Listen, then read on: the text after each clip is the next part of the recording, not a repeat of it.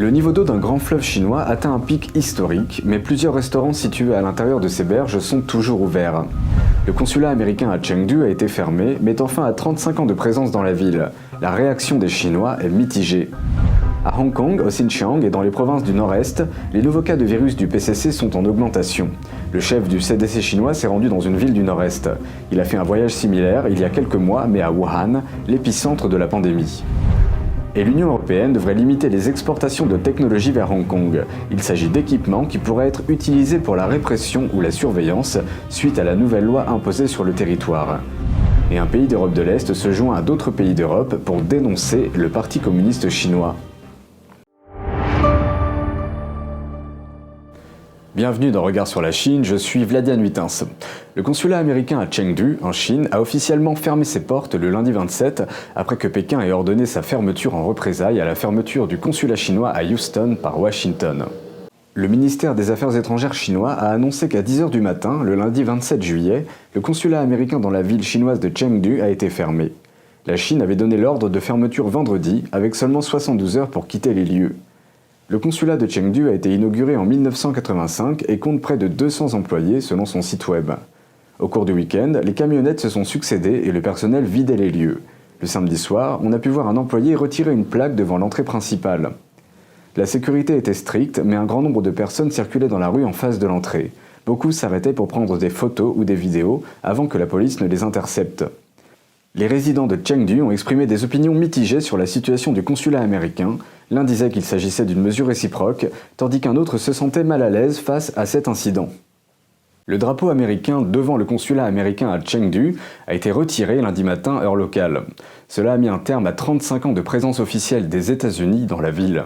Le compte Twitter de la mission américaine en Chine a déclaré « Aujourd'hui, nous nous lançons dans un nouveau projet, fiers du travail que nous avons accompli et de l'amitié du peuple du sud-ouest de la Chine qui reste dans notre mémoire. » Malgré la fermeture, la police chinoise a continué à restreindre l'accès à la zone autour du consulat. Certains habitants ont pris des photos sur les lieux. Le résident local, M. Li, a déclaré que la rupture des relations entre la Chine et les États-Unis le rendait triste. Ceci parce qu'au-delà du niveau national, les relations entre les pays ont également un impact sur les citoyens chinois ordinaires. Because we need to go and travel in the US, and some of our relatives need to go and study in the US, these things will all be greatly affected. That includes the economy between the two countries, which will gradually deteriorate and even break apart. That's why we are paying a lot of attention to it.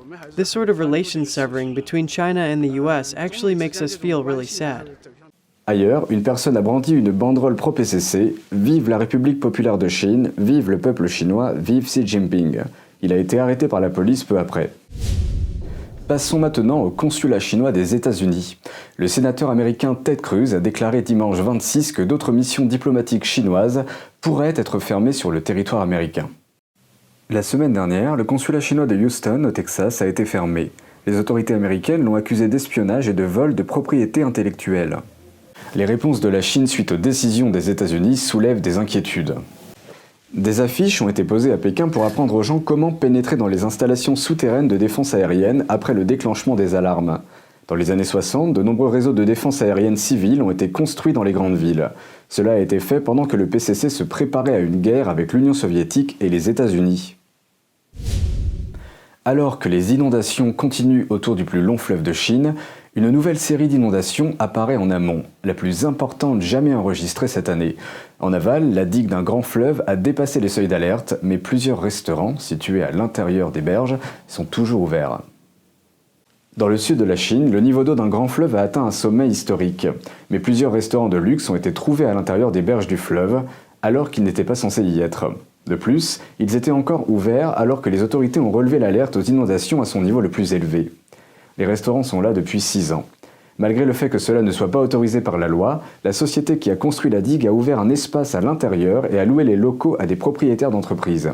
En conséquence, les autorités ont démoli les restaurants pendant la nuit. Alors que des inondations importantes continuent de toucher les régions entourant le Yangtze, le plus long fleuve du pays, une nouvelle vague d'inondations est apparue en amont, la plus importante à ce jour. Les régions en amont en souffrent déjà. Dans certaines parties de la province de Sichuan, des pluies torrentielles provoquent des glissements de terrain. Les routes ont été endommagées, les communications ont été interrompues et l'électricité a été coupée dans certaines zones. Une vidéo qui circule en ligne montre un homme affrontant l'inondation pour sauver son bétail.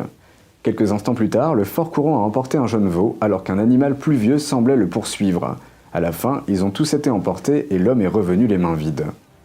Plus loin en aval, dans une ville particulièrement touchée par les inondations.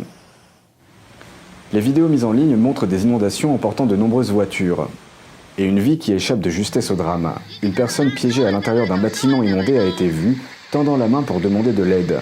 Ceci alors que l'eau avait presque rempli le premier étage. En peu de temps, tout le premier étage a été submergé. Mais selon la voix dans la vidéo, la personne aurait réussi à s'échapper.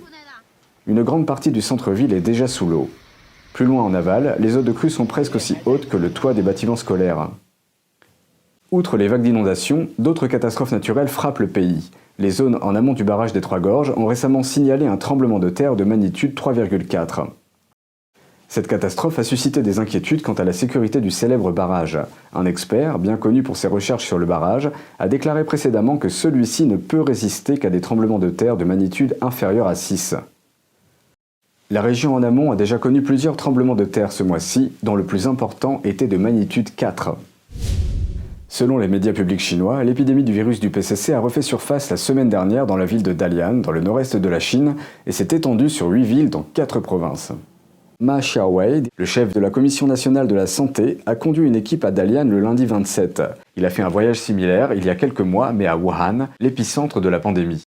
À Dalian, environ 100 trajets ont été suspendus jusqu'à présent. Les habitants de Dalian doivent obtenir un certificat de test négatif avant de monter dans un bus ou un train. Certaines vidéos montrent des passagers attendant dans une longue file pour se soumettre à un test de dépistage du virus. Dans certaines régions, les gens sont nombreux à attendre et la distanciation sociale n'est guère prise en compte. Par ailleurs, la situation au Xinjiang et à Hong Kong s'aggrave également. La capitale du Xinjiang, Urumqi, a été mise sous surveillance la semaine dernière et le nombre de cas confirmés continue d'augmenter. Un hôpital de fortune est en cours de construction.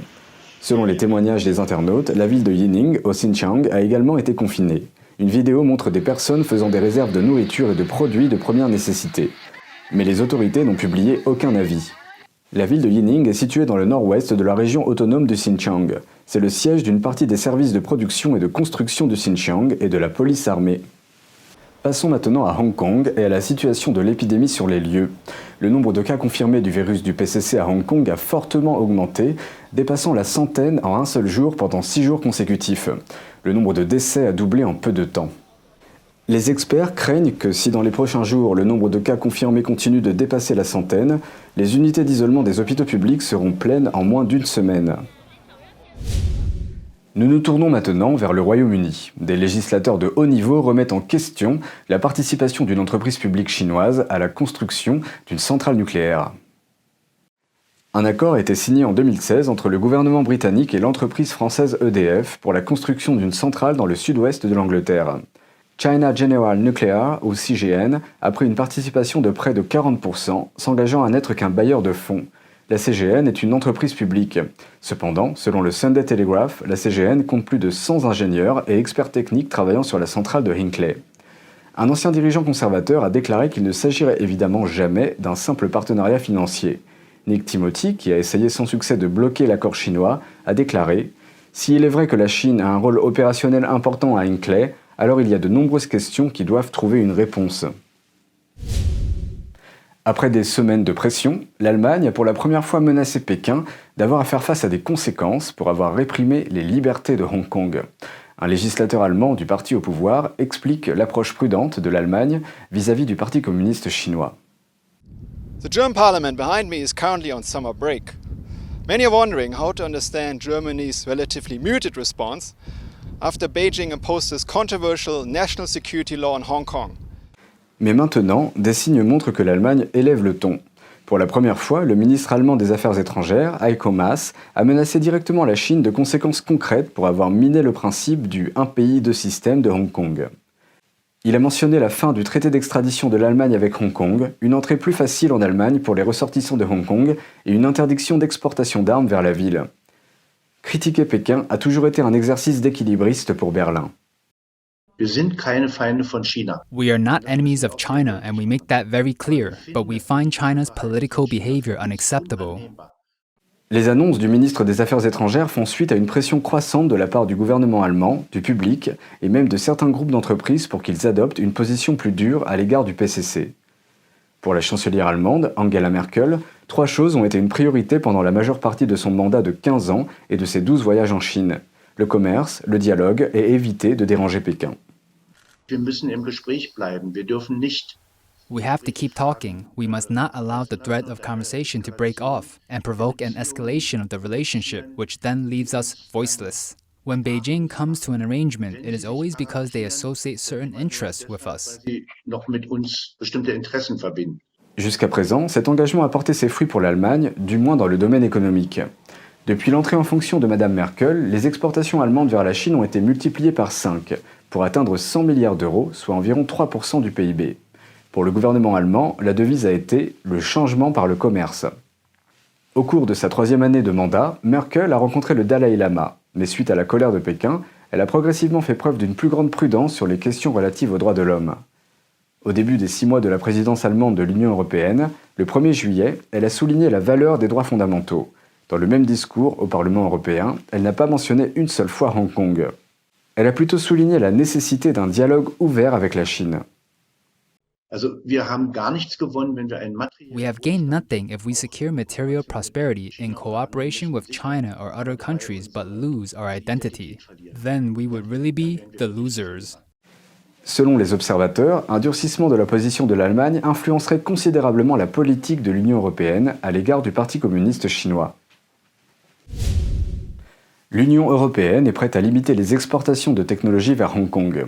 Elle couvre les équipements qui pourraient être utilisés pour l'application de la loi dans le cadre de la répression ou de la surveillance. C'est ce qui ressort d'un avant-projet vu par Reuters. C'est la première action substantielle de l'Union européenne en réponse à la loi de sécurité nationale que Pékin a imposée aux centres financiers.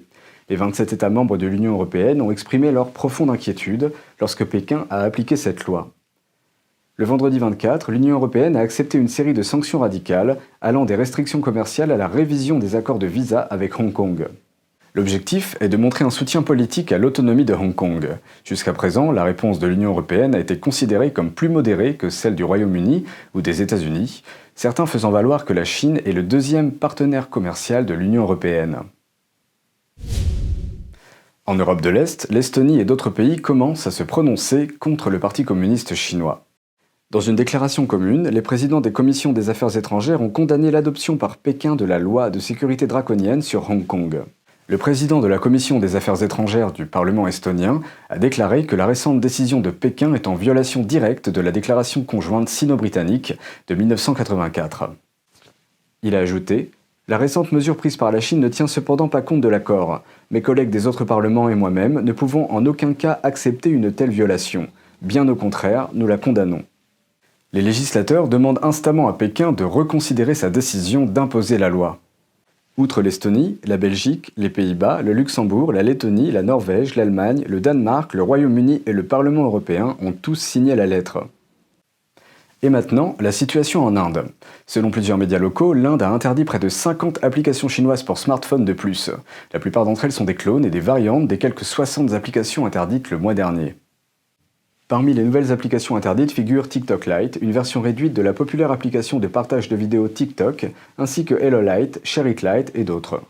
TikTok, Hello et Share It faisaient partie des applications initialement interdites dans le premier groupe.